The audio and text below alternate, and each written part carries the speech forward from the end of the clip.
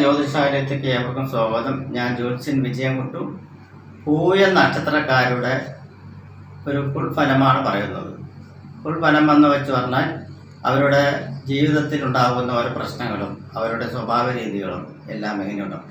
പൂയ നക്ഷത്രക്കാർ പൊതുവെ അഭിമാനികളാണ് എന്ന് വെച്ച് പറഞ്ഞാൽ ഏതൊരു കാര്യത്തിനെയും ഗൗരവത്തോടുകൂടി കാണുകയും മറ്റുള്ളവരാൽ നമ്മൾ തരംതാന്ന് പോകരുത് എന്നുള്ളൊരു ചിന്താഗതിയും, അതുകൂടാതെ തന്നെ അവരവരുടെ കുടുംബത്തിനെ പറ്റിയോ അവരുടെ ബന്ധുതയെ പറ്റിയോ മറ്റുള്ളവർ സംസാരിക്കുന്നതിൽ എതിർപ്പ് പ്രകടിക്കുന്നവരാണിവർ. അവരുടെ സ്വന്തം കുടുംബത്തെ നല്ലതുപോലെ കാത്തു സൂക്ഷിക്കാനുള്ള പക്വതയും അതുപോലെ തന്നെ അവരുടെ ദൃഢനിശ്ചയവും മെയിൻ സ്വഭാവക്കാരാണ് അവരുള്ളത്.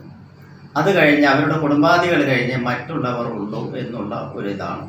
ഉദാഹരണത്തിന് പറയുകയാണെങ്കിൽ സ്ത്രീകളുടെ ജനിച്ച വീടും സഹോദരങ്ങളും അവരാണ് അവർക്ക് ഏറ്റവും വലുതായി കാണുന്നത്. പക്ഷേ വിവാഹം കഴിഞ്ഞു പറഞ്ഞാൽ ഭർത്തഗൃഹത്തിൻ്റെ ഇതായിട്ടുള്ള കൂടുതലും ആവശ്യമനുസരണം അവർ എടുക്കുകയാണെങ്കിലും ചായ്വ് മുഴുവൻ ഏകദേശം അങ്ങോട്ടേക്കായിരിക്കും എന്നുള്ളതിൽ യാതൊരുവിധ സംശയമില്ല. അതുപോലെ തന്നെ ഇവരുടെ വിവാഹ ജീവിതം വളരെ അഭിവൃദ്ധിയും ഐശ്വര്യപൂർവ്വവും ഉള്ളതായിരിക്കും. പങ്കാളിക്ക് എന്ന് വെച്ച് പറഞ്ഞാൽ ഭാര്യയോട് അനുസരിച്ച് നിൽക്കാനുള്ള ഒരു പ്രവണത ഇവർക്കുണ്ടാവും. നേരെ തിരിച്ച് ശ്രീ നക്ഷത്രം പൂയമാണെങ്കിൽ തിരിച്ച് അങ്ങോട്ടും അതുപോലുള്ള ഒരു അനുകൂലപരമായിട്ടുള്ള ഇഷ്ടങ്ങൾ ഉണ്ടാവുകയും ചെയ്യും. ഇവരുടെ ജീവിതകാലത്തിൽ വളരെയേറെ സന്തോഷം സൃഷ്ടിക്കുന്നതും സന്താനങ്ങളുമായി സന്തോഷത്തോടെ ഐക്യത്തോടെ ജീവിക്കുന്നതും ഇവരുടെ ഒരു പ്രത്യേകതകളാണ്.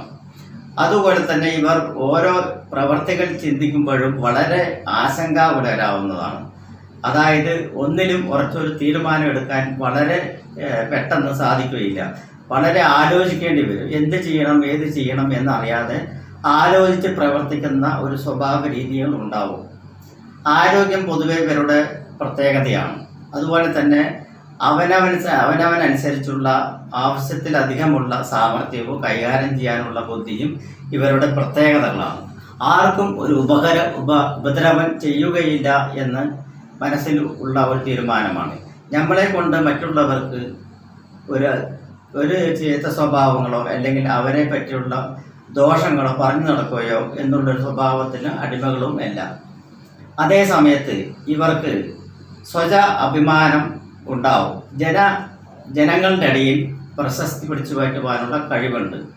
അതുപോലെ തന്നെ ഇവരുടെ വാക്കുകളാൽ സംഭാഷണ രീതികളാൽ മറ്റുള്ളവർ ആകർഷിക്കുന്ന ഒരു സംസാര രീതി ഇവർക്ക് ഉണ്ടാവുന്നതാണ്.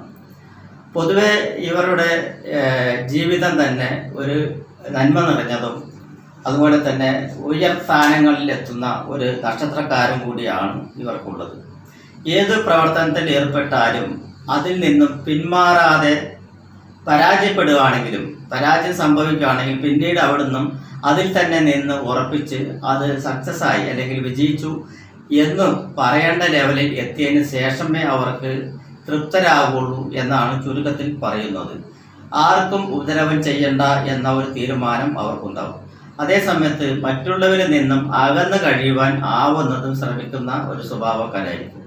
മറ്റുള്ളവരിൽ നിന്നും അകന്ന്, അതായത് അതുപോലെ തന്നെ ഈ ചീത്തക്കൂട്ടുകളിൽ നിന്ന് പെട്ടെന്നല്ല ഇവർക്ക് മാറി നിൽക്കുവാനുള്ള സ്വഭാവം ഉണ്ടാവും. അതുപോലെ തന്നെ ലഹരി വസ്തുക്കൾ ഇവർക്ക് അധികം അടിമപ്പെടുന്നവരല്ല.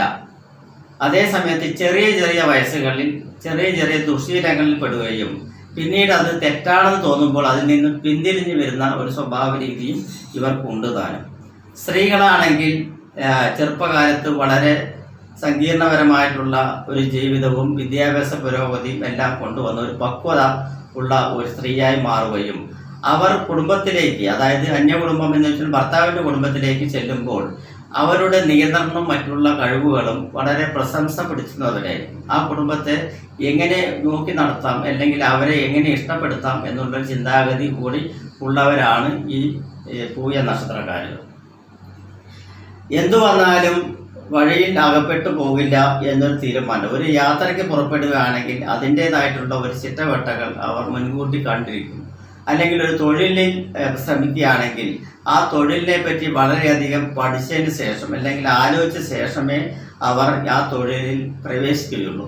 ആ തൊഴിലിൽ പ്രവേശിച്ചു കഴിഞ്ഞാൽ ആ തൊഴിൽ എത്രത്തോളം ഭംഗിയായിട്ട് നടത്തുവാൻ പറ്റുമോ അത്രത്തോളം ഭംഗിയായി നടത്തുകയും ചെയ്യും. നമ്മുടെ കാര്യം സാധിക്കാൻ വേണ്ടി എത്ര അടവ് പ്രകടിപ്പിച്ചാലും അത് സാധിച്ചെടുക്കുവാനുള്ള കഴിവുകളുണ്ടാവും. ശത്രുക്കളെ നേരിടുന്നതിൽ ഇവർ വളരെ വിജയകരമായിരിക്കും. അതായത് കോപം കൊണ്ട് ശത്രുക്കളെ നേരിടേണ്ട ഒരു അവസ്ഥയില്ല. സ്നേഹം കൊണ്ട് നേരിട്ട് ശത്രുക്കളെ വീഴ്ത്തുക എന്നുള്ളതാണ് ഇവരുടെ പൊതുവെയുള്ള ഒരു ചിന്താഗതി. പൂയം എന്ന നക്ഷത്രം കാലിൽപ്പെടുന്ന ഒരു ദോഷമാണ്. കാലിൽപ്പെടുന്ന പൂയ നക്ഷത്രത്തിൻ്റെ ഏകദേശം 4-ാം പാദം, ഏകദേശം 1, 2, 3, 4 പാദങ്ങളാണ് എല്ലാ നക്ഷത്രങ്ങൾക്കുള്ളത്. അപ്പോൾ പൂയത്തിന് കാലിൽ പെട്ടിട്ടുള്ളതാണ്. അത് 1-ാം കാലിൽ പെട്ട് കഴിഞ്ഞാൽ ഒരാൾക്ക് ദോഷം. അതുപോലെ തന്നെ 2-ാം കാലിൽ അങ്ങനെ നോക്കുന്ന സമയത്ത് യഥാക്രമം പൂയ നക്ഷത്രക്കാർക്ക് പാദദോഷം ചിന്തിക്കുകയാണെങ്കിൽ നാളിൻ്റെ ഓരോ കാലിലും, അതായത് യഥാക്രമം പറഞ്ഞാൽ 1-ാം കാല് താൻ പറഞ്ഞാൽ അവനവനും, 2-ാം കാല് മാതാവിനും, 3-ാം കാല് പിതാവിനും, 4-ാം കാല് അമ്മാവനുമാണ് വരുന്നത്. ചുരുക്കി പറയുകയാണെങ്കിൽ അതായത് ഒരു നക്ഷത്രത്തിൻ്റെ നാഴിക 60 നാഴിക കണക്കാക്കുകയാണെങ്കിൽ ആ നാഴികയുടെ 15 നാഴികയാണ് ഒരു കാല് എന്ന് പറയുന്നത്. അപ്പോൾ 15 നാഴികൻ്റെ ഉള്ളിൽ ജനിക്കുന്നവർ 1-ാം കാലും, 30 നാഴികൻ്റെ ഉള്ളിൽ ജനിക്കുന്നവർ 2-ാം കാലും, 45 നാഴികൻ്റെ ഉള്ളിൽ ജനിക്കുന്നവർ 3-ാം കാലും, 60 നാഴികൻ്റെ ഉള്ളിൽ ജനിക്കുന്നവർ 4-ാം കാലുമായി. അതായത് എന്ന് പറയുകയാണെങ്കിൽ ദോഷത്തിൻ്റെ ഇതിൽ പറയുകയാണെങ്കിൽ അതായത് കാൽഭാഗം എന്ന് പറയുന്ന സമയത്ത് 15 നാഴികയാണെങ്കിലും ആപത്തുകൾ എന്ന് പറഞ്ഞാൽ ഈ 15 നാഴിക ഓരോ കാര്യം ജനിക്കുന്നവർക്ക് അതായത് പറഞ്ഞവർക്ക് ദോഷം വരികയാണെങ്കിൽ, അതായത് ആപത്തുകൾ എന്ന് പറഞ്ഞു കഴിഞ്ഞാൽ സമയദോഷം യഥാക്രമം വരികയും അതുപോലെ തന്നെ പലവിധ ആപത്തുകൾ വരുവാനുള്ള സാധ്യതയുമൊക്കെയാണ് പറയുന്നത്. പക്ഷെ അവരുടെ ജാതകത്തിൽ ആ സമയത്ത് യഥാക്രമം നല്ലൊരു സമയം, നല്ലൊരു ജാതകത്തിൽ നല്ലൊരു ദശാകാലം എന്നിവയ്ക്ക് വരികയാണെങ്കിൽ ആ ദോഷത്തെ നിയന്ത്രിക്കും. പക്ഷെ ഇതിൽ തന്നെ 4-ാം പാദത്തിൽ ഒരു കാലിൽ തന്നെ 15 നാഴിക എന്ന് പറയുന്ന ഒരു 15 നാഴിക പറഞ്ഞ ഒരു കാലിൽ ആ 4 കാലിനെ 4ആയി വിഭജിച്ച് കഴിഞ്ഞു പറഞ്ഞാൽ 3.5 നാഴിക കിട്ടും. ഉദാഹരണത്തിന് പറയുകയാണെങ്കിൽ 15 നാഴിക ഒരു കാലാണെങ്കിൽ ആ കാലിനെ 4ആക്കി ബാധിച്ചു പറഞ്ഞാൽ ഫസ്റ്റിലത്തെ കാല് 3.5 നാഴികയാണ്. ആ 3.5 നാഴിക ജനിച്ച സമയത്ത് ജനിക്കുകയാണെങ്കിൽ ഈ പറഞ്ഞിരിക്കുന്ന യഥാക്രമം ആപത്ത് ഉറപ്പായിരിക്കും എന്നാണ് ജ്യോതിഷശാസ്ത്രം പറയുന്നത്.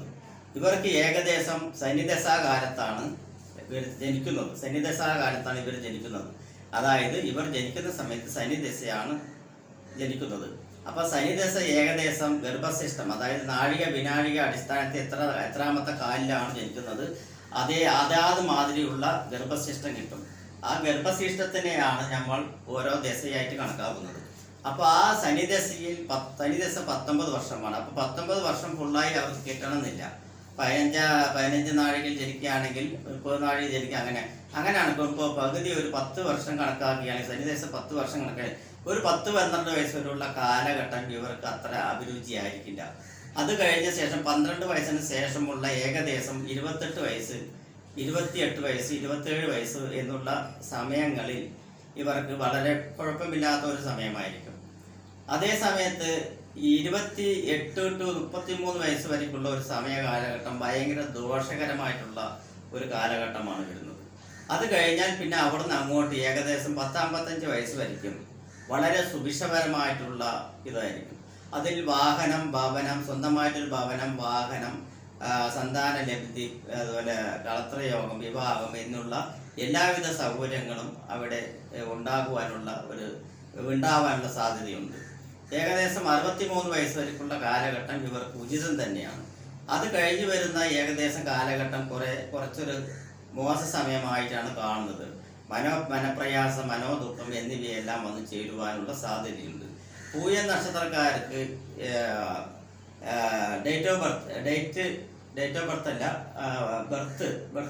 ബർത്ത് പറയുന്നത്, അതായത് ജന്മ നക്ഷത്ര കല്ല് എന്ന് പറയുന്നത് ശനിയാണ്. അപ്പൊ ശനി ദശയിൽ ഇവർ ജനിക്കുന്നത് കാരണം തന്നെ ജന്മനക്ഷത്ര കല്ലായി ഉപയോഗിക്കുന്നത് ബ്ലൂ സഫയർ, ഇന്ദ്രനീലം കല്ലാണ് ഇവർക്ക് പറഞ്ഞിട്ടുള്ളത്. ഇന്ദ്രനീലം കല്ലാണ് പൂയ നക്ഷത്രക്കാർക്ക് പറഞ്ഞിട്ടുള്ളത്. അതുപോലെ തന്നെ അവർക്ക് നിറം എന്ന് പറയുന്നത് ഇഷ്ടപ്പെട്ട നിറം കൂടുതലും വെളുത്ത നിറമായിട്ടാണ് ഇവർക്ക് കൂടുതലായിട്ടും കാണുന്നത്. ദേവഗണത്തിലാണ് ഇവർ ജനിച്ചിരിക്കുന്നത്, അതായത് ഗണം വന്നിട്ട് ദേവഗണത്തിലാണ് ഇവർ ജനിച്ചിരിക്കുന്നത്. അപ്പം അങ്ങനെയുള്ള ഒരു വിശേഷങ്ങളൊക്കെയാണ് പൂയ നക്ഷത്രക്കാർക്കുള്ളത്.